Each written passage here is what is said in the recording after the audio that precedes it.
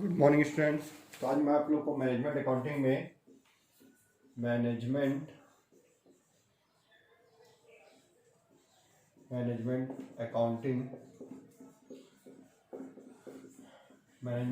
में आप लोगों को मैं रेशियो एनालिसिस के बारे में बताने वाला हूँ, जो कि हमारा प्रैक्टिकल सब्जेक्ट है। तो प्रैक्टिकल सब्जेक्ट के बारे में बताने से पहले मैं उसके बारे में प्रैक्टिकल क्वेश्चन बताने से पहले मैं आप लोगों को पहले रेशियो एनालिसिस क्या होता है उसके बारे में छोटा सा विवरण दे देता हूँ। मैं प्रैक्टिकल चैप्टर डायरेक्ट इसलिए स्टार्ट किया था क्योंकि वो क्या रहा है ना, अभी हमारा लॉकडाउन की वजह से हमारा कोर्स ऑलरेडी बहुत पीछे चल रहा है और एग्ज़ाम भी हमारा बहुत ही नज़दीक है। तो उसके हिसाब से हम लोग डायरेक्ट प्रैक्टिकल क्वेश्चन स्टार्ट करते हैं। अगर आप लोगों को लगता है कि थ्योरिकल में कोई डाउट है थ्योरिकल क्वेश्चन में, तो मैं आप लोगों को क्लियर कर दूंगा। आप लोग डाउट पूछ सकते हैं ऑनलाइन, जैसे व्हाट्सएप में अगर या फिर जिसमें भी आप लोग उसमें रिप्लाई कर दिए तो आप लोग को जो भी आप लोग का डाउट क्लियर कर दूंगा। ठीक है, तो हम लोग इसमें एक चैप्टर पढ़ रहे हैं, चैप्टर 5 जो हमारा है रेशियो एनालिसिस। किसी के में चैप्टर 4 है, किसी के में चैप्टर 5 है रेशियो एनालिसिस। हिंदी में इसको बोलते हैं लेखांकन अनुपात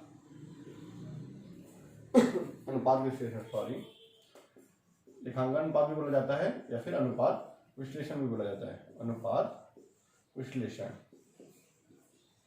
क्या होता है ना, लेखांकन अनुपात में क्या होता है, जैसे मान लीजिए चलो आपके बिजनेस में सेल्स है, ठीक है। हम लोग सेल्स क्यों करते हैं? बिजनेस में प्रॉफिट कमाने के लिए, है ना। तो बिजनेस में प्रॉफिट होता है, पहले होता है ग्रॉस प्रॉफिट, ग्रॉस प्रॉफिट के बेस पे होता है नेट प्रॉफिट। तो हम लोग इसके बीच में रिलेशन निकालते हैं, दो अकाउंट वेरिएबल्स के बीच में रिलेशन निकालते हैं। जैसे ग्रॉस प्रॉफिट के बेस पे, सेल्स के बेस पे ग्रॉस प्रॉफिट का रिलेशन। जैसे हमारा ग्रॉस प्रॉफिट है मान लीजिए चलो 20,000 और सेल्स हमारा है 1,00,000,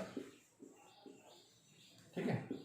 तो 20,000 हम लोग 1,00,000 रुपए का माल बेचकर 1,00,000 का सेल करके हम लोग 20,000 रुपए ग्रॉस प्रॉफिट कमाए हैं। तो कितना परसेंट कमाए हैं? 20%। मान चलो हमारा नेट प्रॉफिट कितना है? 8,000 है। तो ये 8,000 और 10,000 1,00,000 के बीच में जो रिलेशन कितना है? 8% लोग नेट प्रॉफिट कमाए हैं। ये हम लोग ऐसा निकालते हैं, उसके फॉर्मूले होते हैं, इस फॉर्मूले के बेस पर हम लोग उसको निकालते हैं। ठीक है, अब जैसे मान चलो क्रेडिट सेल, उधार विक्रय, ठीक है। उधार विक्रय किसको करते हैं हम लोग? किसको उधार माल बेचते हैं? हम लोग उधार माल किसको बेचते हैं?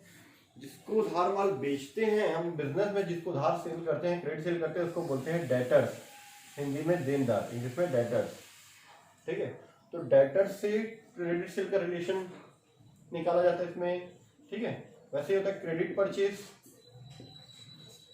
उधारी खरीद रहे हैं, उधारी जिसे खरीदते हैं वो क्या बोलते हैं हम लोग? जिससे उधारी खरीदते हैं। क्रेडिट परचेज जिससे करते हैं उसको बोलते हैं हम लोग लेनदार, इंग्लिश में क्रेडिटर्स। तो क्रेडिटर्स और क्रेडिट परचेज के बीच में जो रिलेशन होता है वो हम लोग यहाँ पे रेशियो एनालिसिस, अनुपात विश्लेषण में हम लोग उसको शो करते हैं। तो रेशियो एनालिसिस है क्या? रेशियो एनालिसिस पहले है, उसके बारे में इंग्लिश में बताता हूँ, जो बुक में लिखा हुआ है। Various methods and techniques are used in analysis of financial statement and ratio analysis is one of the powerful techniques for this purpose, ठीक है। फाइनेंशियल स्टेटमेंट के लिए जो हम लोग बेस्ट टेक्निक और बेस्ट मेथड जो यूज करते हैं वो हमारा क्या है? Ratio analysis. हिंदी में बताता हूँ, वित्तीय विवरणों, फाइनेंशियल स्टेटमेंट का जो एनालिसिस करने के लिए या इंटरप्रेट करने के लिए, निर्वचन करने के लिए जो लोग बहुत सारे मेथड और टेक्निक जो हमारे पास है, उसमें बेस्ट मेथड हमारे पास रेशियो एनालिसिस, ठीक है। हिंदी में दिया हुआ इसका मीनिंग जो है, आगे बताता हूँ। अनुपात एक अंकगणितीय अभिव्यक्ति है जो दो संबंधित एवं एक दूसरे पर आधारित मदों के मध्य संबंध को स्पष्ट करती है। बताया ना, एक दूसरे से जैसे दो संबंध है, जैसे ग्रॉस प्रॉफिट है, सेल्स है, नेट प्रॉफिट है, सेल्स है, इसके बीच में, दोनों के बीच में संबंध स्थापित करता है, ठीक है। जैसे हमको बताता है कि अगर हम लोग 1,00,000 का माल बेचे हैं तो 20% लगभग हम लोग 20,000 रुपये कमा लेंगे। तो नेक्स्ट ईयर के लिए हम लोग टारगेट डिसाइड करते हैं।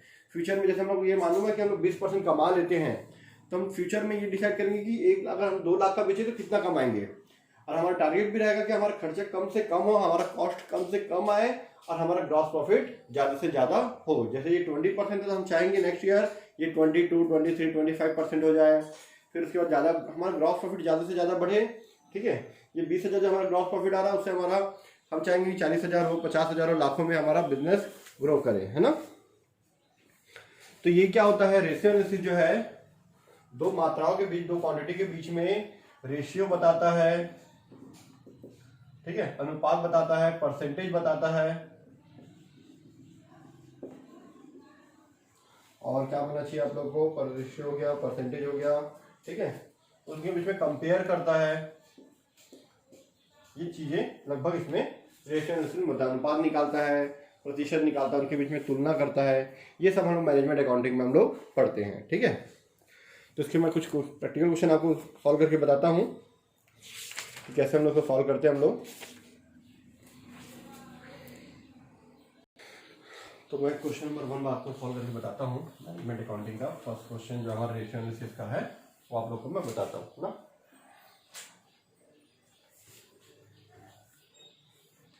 ठीक है, तो फर्स्ट क्वेश्चन हमारा दिया हुआ है, from the following details ascertain on gross profit ratio. हमको ग्रॉस प्रॉफिट रेशियो निकालने वाला है, ठीक है। सेल्स दिया है 2013-14 का, मेरे पास जो बुक है उसमें 2013-14 एंड 14-15 का दिया है। हो सकता है आपकी बुक में 2012-13, 13-14 ऐसा दिया हो, देख लेना, डेट से कोई फर्क नहीं पड़ता, ठीक है। मेरे में जो डेट दिया मैं डाल देता हूँ, आपके जो डेट दिया आप डाल सकते हो। सेल्स दिया हुआ है 2013-14 का 5 लाख रुपीज, उसका ग्रॉस प्रॉफिट दिया है सकल लाभ 75,000, विक्रय दिया है 5 लाख रुपए और ये दिया हुआ, ठीक है। ग्रॉस प्रॉफिट दिया 75,000 रुपए। हमको निकालने पड़ा gross profit ratio, gross profit ratio. Gross profit ratio हम कैसे निकालते हैं, ग्रॉस प्रॉफिट हम रेशियो निकालते हैं gross profit divide by net sales, शुद्ध विक्रय है ना, इनटू 100। ये चैप्टर मैथमेटिक्स टाइप का है, थोड़ा सा मैथमेटिक्स जैसा है। तो हमारा 2002 साल का दिया हो, तो पहले हम लोग निकाले थे 2013-14 का 13-14। हमारा ग्रॉस प्रॉफिट 2013-14 में दिया 75,000 रुपीज, नेट सेल दिया है 5 लाख रुपए इंटू 100। 75,000 को 5 से डिवाइड कर दो और 100 से मल्टीप्लाई कर दो, आपके पास कैलकुलेटर है तो यह आ जाएगा मेरा 15% आंसर। ये 2013-14 का आंसर। इसी तरह से 2014-15 का, ठीक है। 14-15 कैसा है कि 1,50,000 हमको दिया ग्रॉस प्रॉफिट, ग्रॉस प्रॉफिट दिया 1,50,000, सेल दिया हमारा 7,50,000, सॉरी 15 लाख, सॉरी 7,15,000, 50,000 हो गया इंटू 100।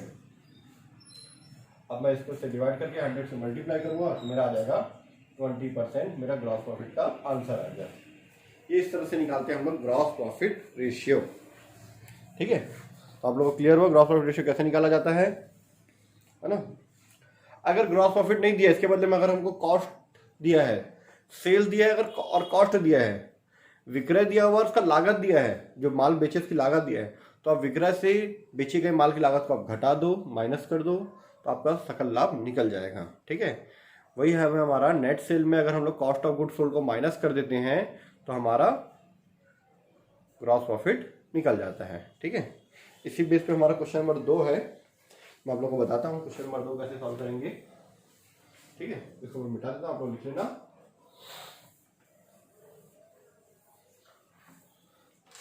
तो क्वेश्चन नंबर 2 हमारा इस तरीके से है, दो चीज हमको दिया हुआ है, ठीक है। 2013-14 का मैं आपको थोड़ा सा क्वेश्चन लिख देता हूँ, थोड़ा सा आपको क्लियर हो जाएगा। 2013-14 और 2014-15 ये दो शर्त हमको दिया हुआ है, ठीक है। नेट सेल दिया हुआ है, सेल्स नेट दिया हुआ है, नेट सेल्स, और कॉस्ट ऑफ गुड्स सोल्ड दिया हुआ है, कॉस्ट ऑफ गुड्स सोल्ड हमको दिया हुआ है, ठीक है। नेट सेल दिया हमको 8,12,500 रुपीज 2013-14 में और 14,91,800 रुपीज दिया हुआ है 14-15 में, ठीक है। कॉस्ट ऑफ गुड्स सोल्ड दिया हमारा 5,98,000 ये दिया हुआ हमारा, और ये इसका दिया है 10,54,700, ठीक है। अब हमको ग्रॉस प्रॉफिट रेशियो निकालने बोला है क्वेश्चन में, कैलकुलेट ग्रॉस प्रॉफिट रेशियो बोला है। अब हम लोग ग्रॉस प्रॉफिट रेशियो कैसे निकालेंगे इस क्वेश्चन में, ग्रॉस प्रॉफिट रेशियो निकालने के लिए, ग्रॉस प्रॉफिट का प्रतिशत निकालने के लिए सबसे पहले हमको ग्रॉस प्रॉफिट पता होना चाहिए। तो ग्रॉस प्रॉफिट निकाल लेता हूं मैं पहले। ग्रॉस प्रॉफिट का फॉर्मूला क्या होगा, नेट सेल्स, जो हम माल बेचे हैं, जितने में बेचे हैं वो रुपए, माइनस जितने रुपए का लागत का माल बेचे, कॉस्ट ऑफ गुड्स सोल्ड, बेचे गए माल की लागत।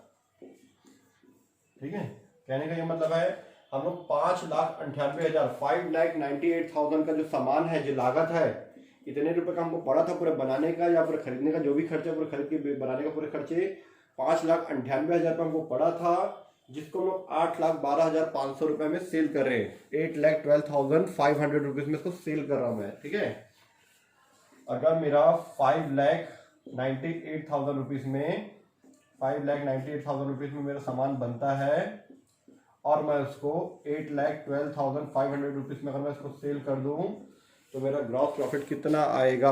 तो इसके लिए हम लोग कैलकुलेटर यूज कर लेते हैं। ठीक है, कैलकुलेटर आप लोग यूज कर सकते हो। तो इसमें से इसको माइनस कर दो तो मेरा आ रहा है 2,14,500 रुपए। 2,14,500 रुपीज ग्रॉस प्रॉफिट आ गया 2013-14 का। 13-14 का। इसी तरह से 14-15 का निकाल लेता हूं मैं। 2014-15 का इसका सेल्स दिया हुआ है 14,91,500 रुपीज और उसका कॉस्ट दिया है 10,54,700 रुपीज। ठीक है, तो 14,91,500 रुपीज में से आप 10,54,700 को माइनस कर दो, क्या जाएगा 4,36,800। ये आ जाएगा आपका 4,36,800। ये आ गया आपका ग्रॉस प्रॉफिट। ठीक है, अब 2 साल का सेल्स आपको पता है, 2 साल का ग्रॉस प्रॉफिट पता है, तो इसके बेस पे आप ग्रॉस प्रॉफिट रेशियो निकाल सकते हो। कैसे निकालेंगे ग्रॉस प्रॉफिट रेशियो हम लोग? ग्रॉस प्रॉफिट रेशियो निकालने के लिए सेम वही formula, gross profit ratio is equal to gross profit divide by net sales into 100। Gross profit कितना दिया हमारा? ग्रॉस प्रॉफिट दिया 2,14,500 दिया है 2013-14 का। 2013-14 का। ठीक है, नेट सेल कितना दिया है? नेट सेल दिया है 2013-14 का 8,12,500। 8,12,500 रुपीज इंटू 100 कर दो आप। ठीक है, 214,500 डिवाइड बाई 8,12,500 इंटू 100 कर देंगे तो आ जाएगा 26.4% आ जाएगा। वो मैं चेक कर लेता हूँ, तो मेरा आंसर आ गया 26.4%। 26.4% मेरा आ गया आंसर। ठीक है, इसी तरह से 13-14 के बाद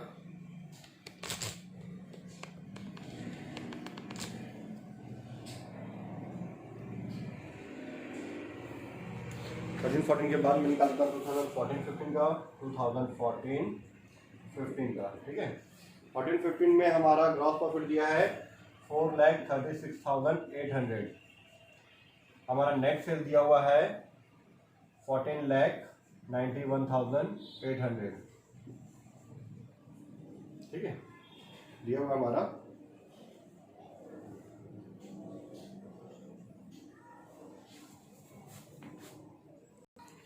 तो मेरे यहाँ पे बाय मिस्टेक थोड़ा सा गड़बड़ हुआ, यहाँ पे 800 आएगा, तो ये आ जाएगा 100। ठीक है, 37,100।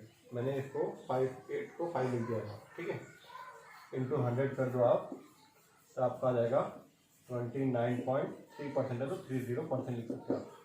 ये हमारा क्वेश्चन नंबर 2 का आंसर। ठीक है, तो नेक्स्ट क्लास में मैं आपको बाकी क्वेश्चन रिपीट करता हूँ। ये था हमारा रेशियो एनालिसिस के क्वेश्चन नंबर 1 और 2, और छोटी सी मैंने आपको शुरुआत में डिस्क्रिप्शन दिया था, है ना। तो नेक्स्ट क्लास में मैं आपको क्वेश्चन नंबर 3, 4 आगे बताता हूँ, और कुछ फार्मूलेस बताऊँगा मैं आप लोग को, कौन से फार्मूले कब कब हमको यूज़ करने हैं। फिर फार्मूले का मैं रिविजन भी कराऊँगा आप लोग को। आज में केवल इतना ही, मिलते हैं फिर नेक्स्ट क्लास में।